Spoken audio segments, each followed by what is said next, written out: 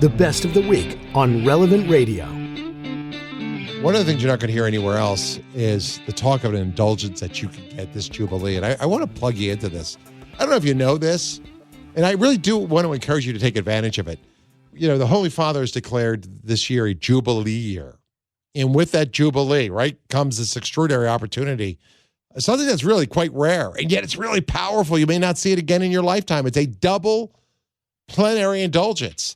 And I'm thinking back, have I ever seen a double plenary indulgence? I mean, it's, for the first time in a long time, you can obtain 2 plenary indulgences on a single day. This is something you can take advantage of, right? It's a tremendous gift that the church has made available to you. I don't know if you know how to get it or what the best way to do that is. I've invited Susan Tassone. She's the Purgatory Lady. She's the author of a number of best-selling books on purgatory, and find her and all of her books at susantassone.com. It's always good to talk with her. Susan, good afternoon. Drew, it's great to be back with you again. I think the last time we talked, we were trying to empty purgatory on Christmas. I love touching base with you in between them because the souls in purgatory need our prayers. You know, they need our prayers. And I think it was St. John Vianney that once said that if you only knew how great the power of the good souls in purgatory is and what graces we can obtain through their intercession, he says you would never forget them. Never forget them. So, and we do. I mean, I'm guilty of it. I got to take the plank out of my own eye before I take the speck out of anyone else's. We really need to be praying for them, and now we've got an opportunity to really help them. So maybe you can unpack it for us. By helping them, they become powerful intercessors for us. We can literally free a soul from purgatory, even a loved one. Take us through what the church is offering. It's just, I'm speechless, Drew. You know, I get excited about the souls, but I've never been this ecstatic what they're giving us. And you said it eloquently, that for the first time, and I checked with some theologians, there hasn't been a double indulgence in one day. You can gain, 1 plenary indulgence per day, but during this Jubilee year, and whoever at the Vatican came up with bringing the souls in, remembering our dead, we can gain 2 indulgences on one day. That is unheard of. It's unprecedented. So we have this opportunity to avoid purgatory by gaining indulgences for ourselves and applying the indulgences for the souls in purgatory, the church suffering. So the church never forgets her dead. It's a win-win. Why don't we do some 101 for everybody? Well, let's explain what an indulgence is, because when you hear, a lot of people hear that word, they think, that church, they're selling, they sold indulgences. That's why Luther had a problem. I mean, are indulgences a thing of the past? Some people think. Explain how the church views. What's the proper view of an indulgence and what they're not? And then let's talk about how somebody can get them, because I think they're a blessing. They're a great gift. They're extraordinary gift. When I'm writing these books, that was one of the most difficult things I try to get my head around. How do you explain this? And so I really read a lot about the saints and how do I break it down? How do I understand it myself before I could pass it on to others? So we'll give you the technical definition. It's the remission. An indulgence is the remission before God of the temporal punishment due to sins whose guilt has already been forgiven. What does that mean in plain English? It means that you go to confession, you confess your sins, you're absolved, the guilt is removed. What's left? What's left is the stain. I like Bishop Sheen's explanation. He says it's like a nail on the board. He said, once you remove the nail, which is the sin, with confession, the hole, which is the punishment, remains to be filled. There is a consequence. And how do we fill that? By penance and reparation, and indulgences fill that hole by fulfilling the need for us to atone for the harm that we've caused to ourselves and to others. So that's what an indulgence is. Is that helpful? Yeah, no, I think it's a good explanation for those who do not know. What is an indulgence not, if you will? What is it not? Okay, it's not a discount, okay? Indulgences come from the mercy of Jesus. We satisfy our debts. They're an aid for growth, toward spiritual perfection, for interchange, for a deeper conversion. They're not a discount for performing these acts. So you have to have the appropriate inner disposition that's required to benefit from indulgences. So it's through God's grace. He lavishes us with his mercy through indulgences. So we have a treasure house of indulgence to be gained for our souls and for the souls of the departed. And we'll explain what that treasure house is to gain this indulgence, to remove the stain, so we're able to go straight to heaven. In fact, Divine Mercy Sunday, what takes place on Divine Mercy Sunday, which is extraordinary. So why do we have them? To make up for the penances that we poorly did or were too light in comparison to the enormity of our sins. What they're not a discount. It's an aid to help us to grow spiritually and for our own conversions. And even the saints indulged on indulgences. We can do all this repair work here on earth to avoid purgatory, because if we don't remove the stains, we have to remove the stains, be purified, best word, in purgatory. So by going to confession regularly, the church recommends once a month, we can gain an indulgence every day. St. Alphonsus Liguori, he was the one that said most souls are released on Christmas Day. The next greatest number of souls, Drew, are released at Easter. So we're right in that time. The church is so smart in putting this all together. They found on him, when he died, indulgence articles. He always carried sacramentals and prayers wherever he went to gain as many indulgences as possible. I like what they called Joseph Cafasso. They said he was a glutton for indulgences because it's a means for us to avoid purgatory, and also, as you said, to help the souls out of purgatory, where they become our powerful intercessors. They're intercessors for us while they're in purgatory. They can pray for us while they're in purgatory, and they continue afterward. The first thing they do when they're released from purgatory is pray before the throne of God forever for us to make sure we're safely home in heaven, especially family members. That's the first, reading all about the saints, Drew, Faustina and Solanus, Cafasso. Guess who they appeared to first? Padre Pio. The souls appeared to those that they lived with first and asked for their prayers. So it's very important to know that our family is looking out for us. That must be purgatory calling. Yeah, souls are calling you. Excuse me. That rarely happens here. No, it's okay. We've got the saints. He was called a glutton. Mary Magdalene de Pazzi, she wasn't content with the usual prayers praying for the dead. Her community applied indulgences to the souls in purgatory. And then one of the sisters died, and she said she saw the sister's soul ascending to heaven. And St. Mary said farewell, and the soul said to her that because of the order praying for her and applying indulgences, that she was swiftly released from purgatory.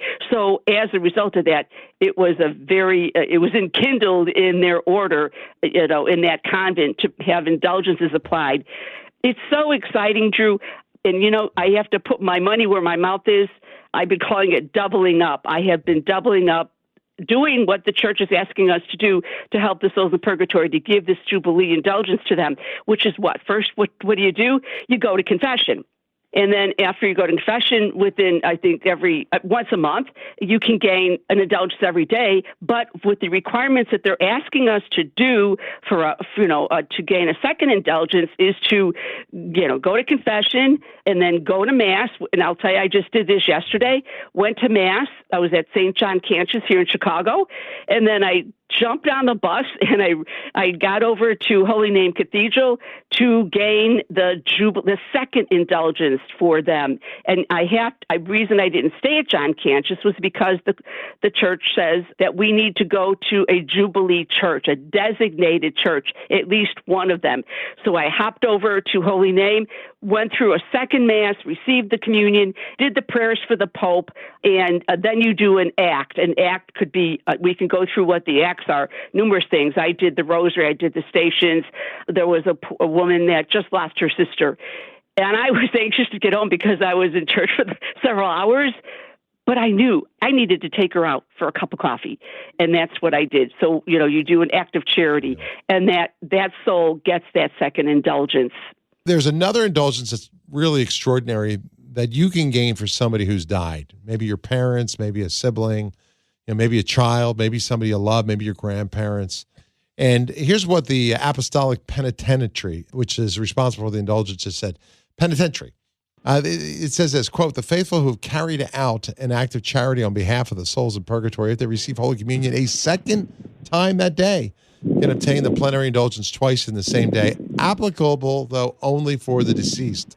The other thing is bring your kids. Maybe we could talk about how people can take advantage of this, and maybe you can just circle back to that very quickly, and the importance of taking one's children to take advantage Exactly. of this. I mean, we tend to forget the children, Drew. All these children that are making their first communions, are they saying the prayers to gain an indulgence? Well, in fact, somebody had a first communion class, and I said, Teresa, are you doing the prayers for the Pope for the children, and then having them apply it to the souls in purgatory? She never thought about it. I don't know if that's even being covered, but in any event, if you have a child that, is receiving communion, going to confession, you take them with did the prayers because they can apply that indulgence. I want to just step back a second, because this one is extraordinary versus gaining a Jubilee indulgence. You can gain a Jubilee indulgence by the same things we were talking about: Mass, confession, going to a Jubilee church.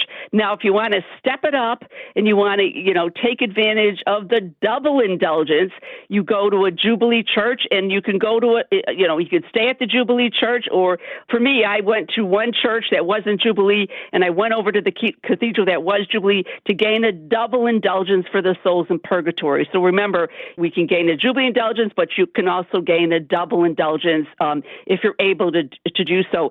Mass, confession, communion, prayers for the Pope, and then the actions that need to be taken, which are numerous: the adoration, the rosary, praying the stations, visiting cemeteries, teaching religious ed, Eucharistic processions, public novenas, the pilgrimages. Make a pilgrimage to one of the Jubilee churches. Go online on your diocesan or archdiocesan website and find out which churches are designated Jubilee churches and make a pilgrimage to that church. Or if you're able to go to Rome, there's a whole list of basilicas that are designated as Jubilee. Perform an extraordinary work of mercy, a generous gift to the poor, visiting nursing homes, prisons, visit a Marian shrine that's a Jubilee designated, fasting at least one day a week from the social media, television, video games. And for those that are unable to participate, Drew, in visiting a Jubilee church or a pilgrimage for all kinds of reasons, they could be confined at home, they could be in prison, they could be in a hospital, they could be in a cloistered monastery, they could be in a nursing home, they can gain the indulgence if they recite the Our Father, the Apostles' Creed, and any other prayers with the objectives of the Holy Year involved, and then offer up their sufferings or the hardships of their lives.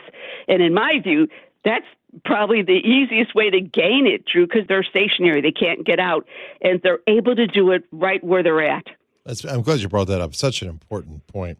I think it's a blessing. If you have a devotion to the souls, as we talked about, they will be your intercessors. They will go ahead and continue to intercede for you. I mean, St. Thomas Aquinas even suggested that sometimes souls are allowed to appear to warn the living, or in some cases to request prayers. That's why I think sometimes some of these disturbances in homes or things like that could be a big difference. I mean, St. Faustina had her own encounter with a deceased soul. And Padre Pio, as we mentioned, and there's a lot of saints that have had that. But the key word here is allowed. I mean, they're not wandering aimlessly. Correct. God permits them. You know what Drew, what I was hearing from a lot of radio show hosts was that what we're seeing is a lot of families are not having masses offered, a funeral mass. They're going right into a short prayer service or a memorial or some kind of, honoring. And so that poor soul, that's why they're called poor, is not getting a mass, a proper burial, funeral mass. So, what do you need to do? You need to make sure that you have Gregorian masses set for your deceased loved ones, especially, again, this is the time of year you want an act of charity, get Gregorian masses up, put them in your will. I recommend the Pious Union of St. Joseph because they're credible and they're reliable. It's really important. So let me throw a question at you. Sure. I knew a woman who was raised Catholic. She probably fell away, or I don't know, maybe she had been illness. Who knows what her problem was, right? But she died, and she did not want a Catholic mass said for her. And her daughters, chose not to give her a Catholic mass. I thought if that was my mom, I would have it whether she wanted it or not, right? Right. For that soul, you're suggesting Gregorian masses. What happens if that soul's in hell because of her rejection of God? What happens to those masses? How do they get applied? We can't judge We have no idea, what she meant, that she didn't want a Catholic Mass. She didn't sound like she was rejecting God. I'm not sure. We don't know the state of the soul. I know in Faustina's diary that the soul is given 3 chances, so our goal, I would just continue to pray for that soul. But in the end, God will use those graces. I mean, even if the soul is not with the soul applied to somebody who... Well, yeah, he can do that. But if that soul's already in heaven, it gets accidental glory. Don't ever stop praying for them if that soul's already in heaven, because that extra prayers give it an increase in their intercessory power and gives it an increase in their intimacy with God. And again, we can't judge the soul. I know, again, John Vianney, there was a story where the husband was just not on the same page as the wife, but she was worried for his soul, and I believe he told her that he was saved because he accompanied her in bringing flowers to Our Lady. That little act of charity got him home. Yeah, God is infinitely merciful. Correct. He's an ocean of mercy. I love it. That's how I love to look at him. An abyss of mercy. Yeah. An abyss, meaning it's bottomless. That's right. Susan, thank you so much for being with us. We'll talk again soon, okay. I hope. You can join me and listen on the Relevant Radio app to The Drew Mariani Show live each weekday at 2 to 5 Central. Thanks for listening.